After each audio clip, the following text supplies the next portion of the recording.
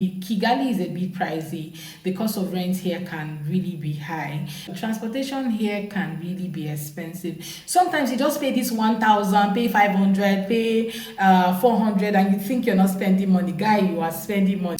Most expats who decide to move to Rwanda always consider moving to Kigali. And today I'm going to just tell you what life is like living here in Kigali. Okay, so guys, you're welcome back to my channel, and it's so good to have you drop by. Thank you so much for clicking, and it's so amazing to have you here. And in case you're seeing my face for the first time, you are also welcome to the vlog. Please kindly hit the subscribe button to be a part of the family and give the video a thumbs up. Number one is the fact that one thing you must know is that Rwanda is safe.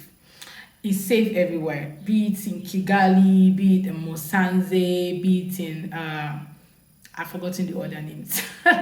Be anywhere you decide to migrate to in Rwanda, it is safe, and people are really accommodating. Okay, yeah, people are really accommodating, though they have kind of the language barrier, which some of the experts actually talk about. Okay, because you can't communicate freely with some persons, even some people that know how to speak a little of English. You have to break it down and break it down and break it down, like to the tiniest particle. Okay, that is how much sometimes I break my English, and it could really be bad. Sometimes when I'm with my daughter and I have to speak some kind of English with her, I know the eye she will look at me like this, and sometimes this girl is so smart, and she can kind of repeat after me, and I have to like correct myself because I wanted the other person to understand, not you, madam. Yeah, okay, so the language thing can really be a problem, but if you know how to also communicate, like have ears to listen, or communicate with signs. Sometimes when it has to do with money thing, you have to type it on your phone for the person to understand. Then it is very much easier for you to communicate with them. Then if you have a tour guide or somebody who understands how to speak to the locals, then you also have it. Some of the experts I've met here, some of them are already learning the language. Guys, I'm learning French currently.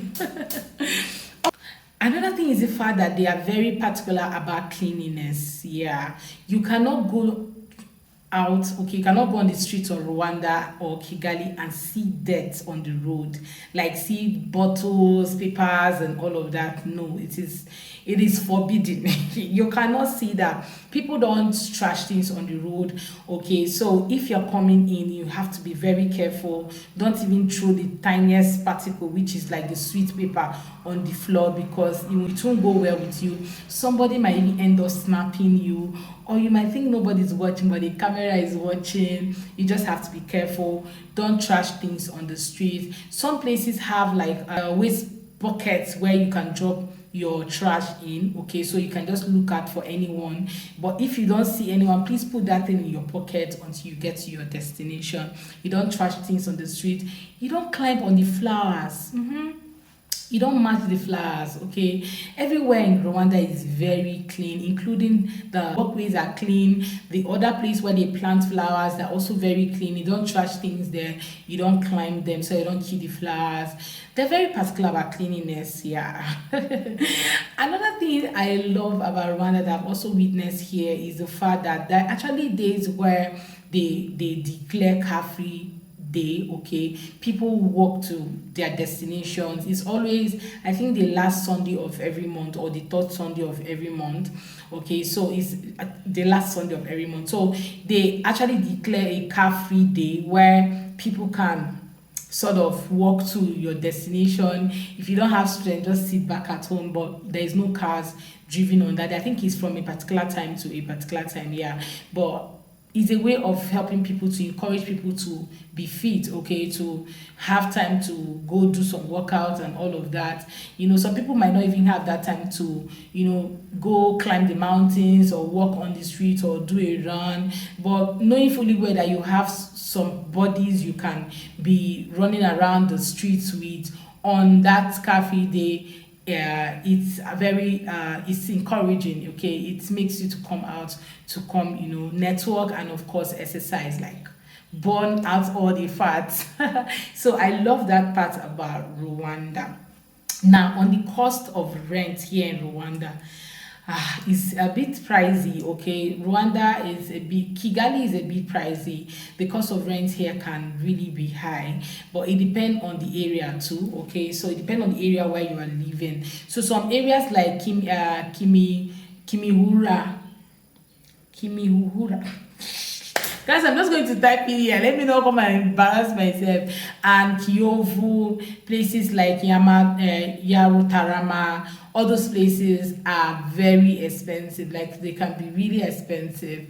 Okay, then you have places like Remira, Kimironko, Kibagabaga. You have Nyamirambo, you have Kichikuro, Gisozi. All of those places are kind of affordable if you're looking for where to live here in Kigali. Okay, they're not so expensive. So if you have lived like in Lekki or anywhere in Nigeria, Port Harcourt, Abuja, then you can afford the rent here in all of these places I've just mentioned. Yeah, so rent here can really be pricey, and that's why I always say in all my videos, please come with money when you're coming. Don't come empty-handed, except you want to live in other areas which is like outside of town, like Kanombe and all of that. That cheaper houses there too. Okay, so and people are living there. Yeah. Okay, so guys, another thing I've also heard you guys ask me about what's like living here in Kigali is the cost of food. Now, food is not really expensive. For me, I don't think food is that expensive, okay? Especially when you're eating Rwandan food. But when you want to buy Nigerian food, trust me, you're going to spend money, okay? So I ate afang soup the other day. That was yesterday. It wasn't really afang soup, but they call it afang soup, guys. Let me not just say this. Okay, that food was bought for 8,000 Rwandan francs, which is approximately $8. Okay, that is Nigerian food.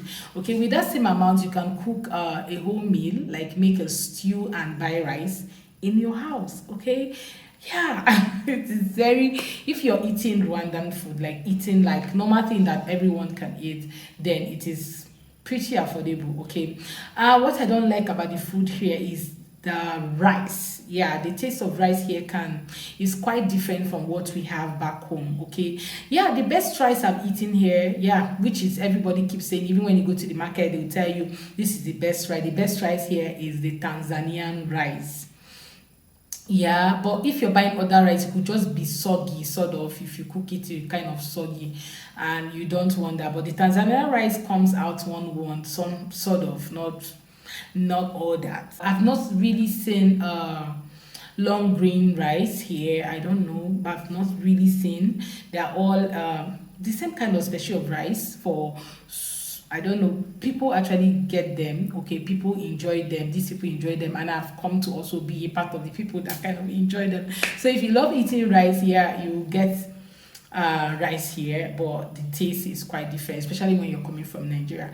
Okay, another thing I really love about Rwanda is transportation. Yeah, somebody asked me about transportation here can really be expensive. Sometimes you just pay this 1,000, pay 500, pay 400, and you think you're not spending money. Guy, you are spending money.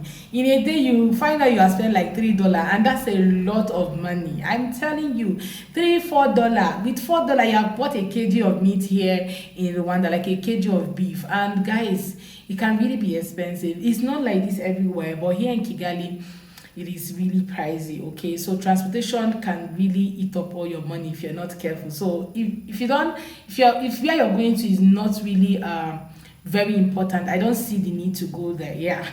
So there are different means of transportation. You can take the border, which is like the bike. Okay, you can take the motorbikes, you can take the Yego cabs. Okay, it's like a taxi, but they're called Yego cabs. You can take tap and go, which is like the long bus. Then there is this app called Move that you can use also to like order your ride online, and they come pick you to your destination. Yeah, that's it for transportation.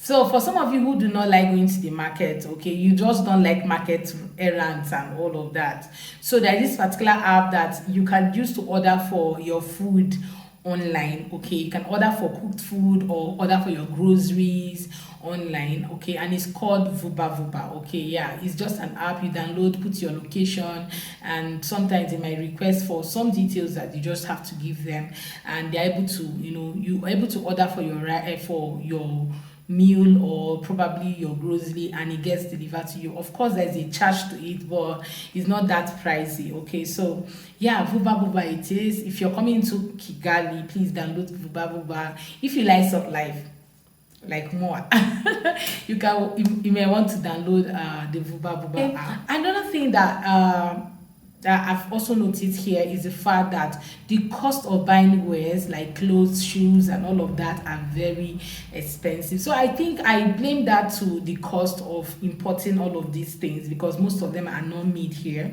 If you're coming from Nigeria or you're coming from any other place and your place is cheaper to buy clothes, please buy your clothes there, because clothes are expensive here. One jean is about 25,000, 15,000, which is like approximately $25, $15.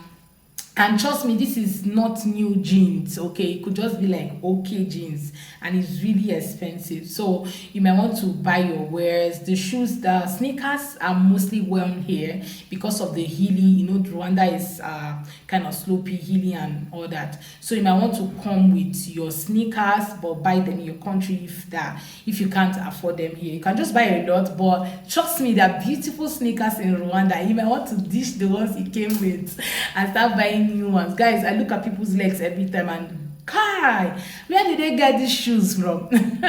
Yeah, so the final thing I have to talk about is networking.